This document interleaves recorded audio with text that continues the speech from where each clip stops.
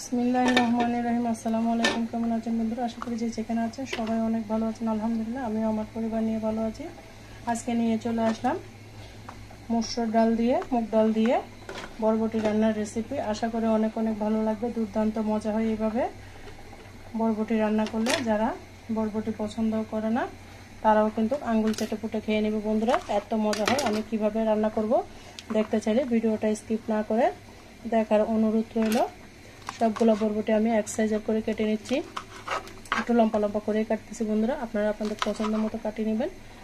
অনেক মজা হয় এভাবে রান্না করলে। আর বন্ধুরা যারা আমার চ্যানেলে নতুন বন্ধু এসেছেন অবশ্যই চ্যানেলটিকে সাবস্ক্রাইব করে রাখবেন, বেল বাটনটি অন করে দিবেন যেন আমি ভিডিও দেওয়ার সাথে সাথে নোটিফিকেশনটা আপনাদের মাঝে পৌঁছে যায়। আর বন্ধুরা বরবটিটা অবশ্যই বেছে নেবেন, কারণ বরবটিতে অনেক সময় পোকা থাকে, সেই জন্য চেষ্টা করবেন বরবটিটা সুন্দর করে বেছে নেওয়ার জন্য। আমি আগে থেকেই বেছে নিয়েছি, সুন্দর করে স্লাইস করে কেটে নিচ্ছি। এটা সাইজটা হচ্ছে যার যার পছন্দ মতো, আপনারা আপনাদের পছন্দ মতো কেটে নেবেন। আমি আমার পছন্দ মতো কেটে নিচ্ছি।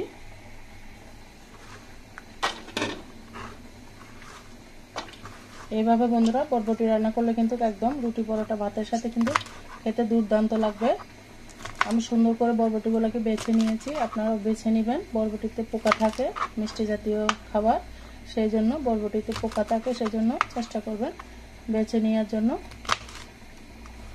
আমি বেছে আগে ডুবা ফেলে দিয়েছি, সেই জন্য আমি একবারে কেটে নিচ্ছি।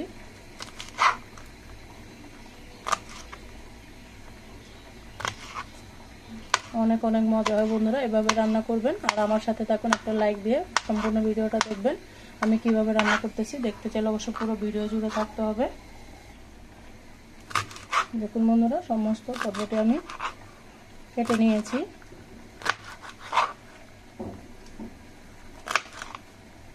আর সবজি কিন্তু আমাদের শরীরের জন্য ভালো, আর এসব সবজি কিন্তু কোনো ওয়েট বাড়ায় না। বরবটি, পটল এসব জাতীয় সবজি খেতে পারলে কিন্তু শরীরের জন্য অনেক ভালো। দেখুন বন্ধুরা সমস্ত বরবটি আমি কেটে নিয়েছি, তারপর দিয়েছি আলু। পেঁয়াজগুলোকেও আমি অফ ক্যামেরা কেটে নিয়েছি, তারপর দিব ডাল। এভাবে সুন্দর করে ডাল দিয়ে বরবটিটা রান্না করলে খেতে কিন্তু অপূর্ব লাগবে বন্ধুরা। এই পর্যায়ে আমি মূল রেসিপিতে চলে যাচ্ছি। বন্ধুরা একটা ননস্টিক প্যান বসিয়ে দিয়েছি, তারপর দিয়ে দিব তেল। কিভাবে রান্না করতেছি দেখতে চাইলে অবশ্যই আমার পুরো ভিডিও জুড়ে থাকতে হবে বন্ধুরা। পুরো স্টেপ বাই স্টেপ সব আমি দেখাবো সুন্দর করে। তাই বন্ধুরা আমার সাথে থাকবেন, আমার পাশে থাকবেন। দিয়ে দিলাম আলু, চুলার আগুনটা বাড়িয়ে দিয়েছি।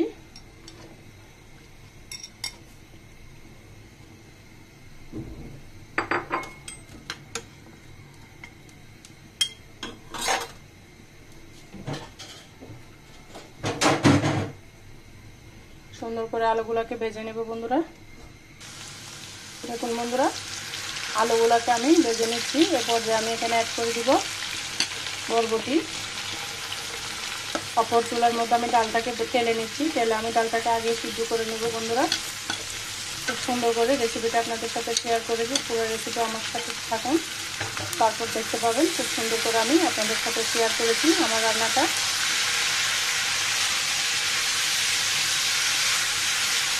এভাবে তেলের মধ্যে বরবটিটা ভেজে নিলে বরবটির যে একটা আস্ত গন্ধ থাকে সেটা আর থাকে না বন্ধুরা, সেটা অসাধারণ লাগবে।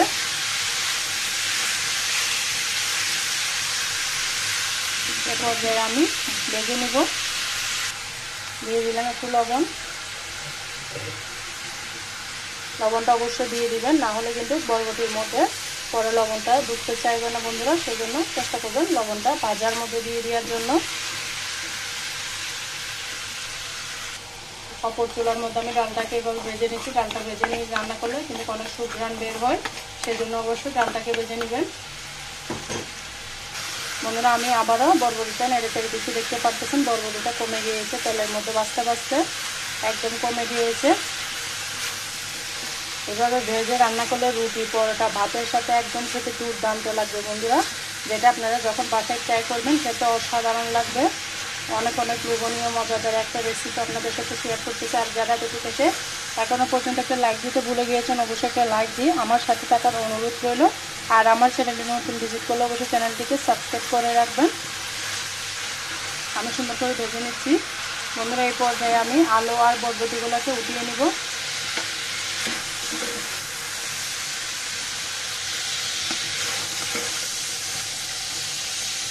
কালারটা দেখেছেন মাশাআল্লাহ কত সুন্দর হয়েছে।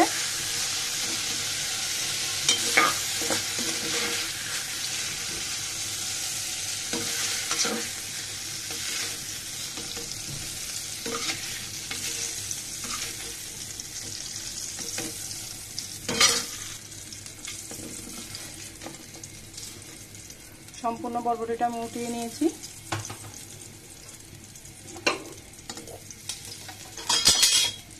এই পর্যায়ে অ্যাড করে দেবো পেঁয়াজ।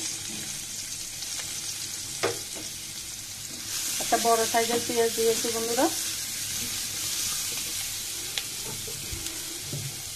দিয়ে দেবো একটু তেল, তেলটা কম হবে সেজন্য একটু তেল দিলাম।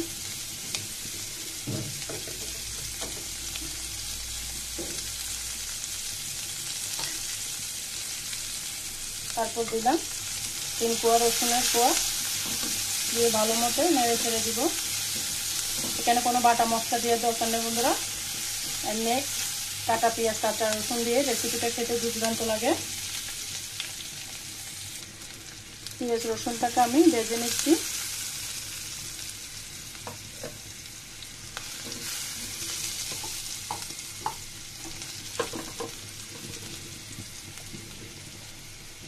এই পর্যায়ে দিয়ে দেবো হালকা একটু মরিচের গুঁড়া। আমি এটা শুকনো কাঁচামরিচ দিয়ে রান্না করব, সেজন্য মরিচের পরিমাণটা কমিয়ে দিয়েছি।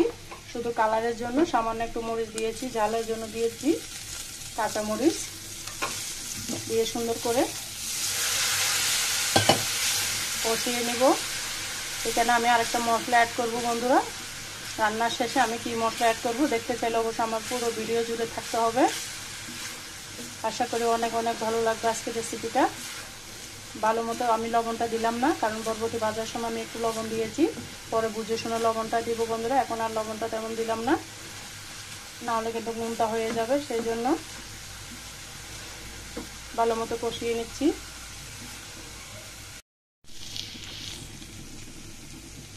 দেখুন বন্ধুরা মশলাটা আমার কষানো হয়ে গিয়েছে।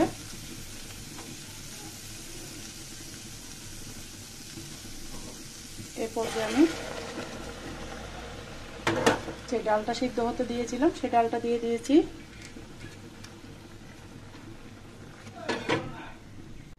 দেখুন বন্ধুরা আমার ডালটা ফুটে গিয়েছে। আমি এখানে অফ ক্যামেরায় কিছু পানি দিয়েছিলাম।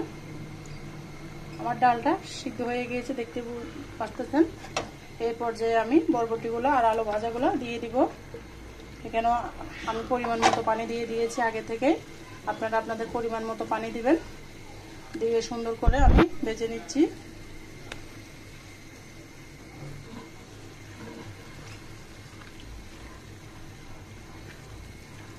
অনেক অনেক টেস্টি একটা রেসিপি, পুষ্টিগুণ ডালের মধ্যে অনেক পুষ্টি আছে, সেই জন্য বাচ্চারাও চেটে পুটে খাবে। এভাবে রান্না করলে খেতে কিন্তু অসাধারণ লাগে।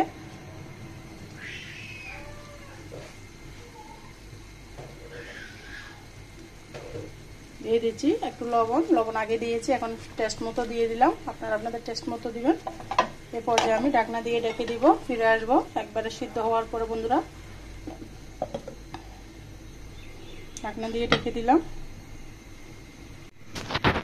দেখুন বন্ধুরা আমার বরবটিটা হয়ে গিয়েছে। আর অফ ক্যামেরায় বন্ধুরা আমি একটু ম্যাজিক মশলা দিয়েছিলাম, সেটা দেখাতে মনে নেই। আমার রান্নাটা শেষ। এরকম একটা রান্না থাকলে আপনার গরম ভাতের সাথে অন্য কোনো পদের দরকার হবে না বন্ধুরা, আমি গ্যারান্টি দিয়ে বলতে পারবো। আর যারা সবজি প্রেমী মানুষ তারা কিন্তু এরকম সবজি পেলে তৃপ্তি করে কিন্তু ভাত খাবে। অসাধারণ। আমি এই পর্যায়ে চুলাটা বন্ধ করে দিয়েছি। আমার রান্নাটা একদম রেডি হয়ে গিয়েছে। কেমন হয়েছে অবশ্যই বন্ধুরা কমেন্টসে বলে যাবেন। দুর্দান্ত মজার এই রেসিপিটা। আমার সাথে যারা তখন পর্যন্ত দেখেছেন সবাইকে অসংখ্য ধন্যবাদ, অনেক অনেক ভালোবাসা। সবার জন্য শুভকামনা, দোয়া রইল। আজকের মতো আমি এখানে বিদায় নিচ্ছি। সবাই ভালো থাকবেন, সুস্থ থাকবেন। আপনাদের দোয়ার মাঝে আমার জন্য, আমার পরিবারের জন্য একটু দোয়া করবেন। আল্লাহ হাফেজ। আসসালামু আলাইকুম।